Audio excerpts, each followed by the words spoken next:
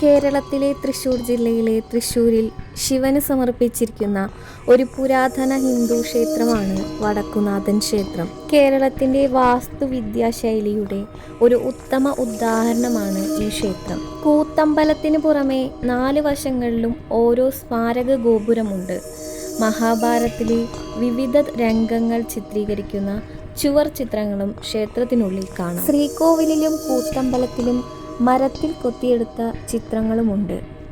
പരശുരാമൻ സ്ഥാപിച്ച 108 ശിവക്ഷേത്രങ്ങളിൽ ആദ്യത്തേതും ഈ ക്ഷേത്രമാണ്. കൊച്ചി രാജ്യത്തിൻ്റെ സിംഹാസനത്തിൽ കയറിയ ശക്തൻ തമ്പുരാൻ കൊച്ചി രാജ്യത്തിൻ്റെ തലസ്ഥാനം തൃപ്പൂണിത്തുറയിൽ നിന്നും തൃശ്ശൂരിലേക്ക് മാറ്റി.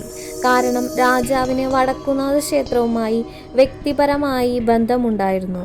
പിന്നീട് അദ്ദേഹം ക്ഷേത്രത്തിന് ചുറ്റുമുള്ള തേക്ക് കാട് വെട്ടിത്തെളിക്കുകയും പ്രശസ്തമായ തൃശ്ശൂർ പൂരം ഉത്സവം അവതരിപ്പിക്കുകയും ചെയ്തു. ക്ഷേത്രത്തോടുള്ള രാജാവിൻ്റെ വ്യക്തിപരമായ താൽപ്പര്യം നഗരത്തിൻ്റെ ഭാഗ്യത്തെയും മാറ്റിമറിച്ചു. കേരളത്തിലെ എല്ലാ പൂരങ്ങളുടെ അമ്മ എന്നാണ് തൃശ്ശൂർ പൂരം അറിയുന്നത്. മലയാളത്തിൽ പൂരങ്ങളുടെ പൂരം എന്നും തൃശ്ശൂർ പൂരം അറിയപ്പെടുന്നു.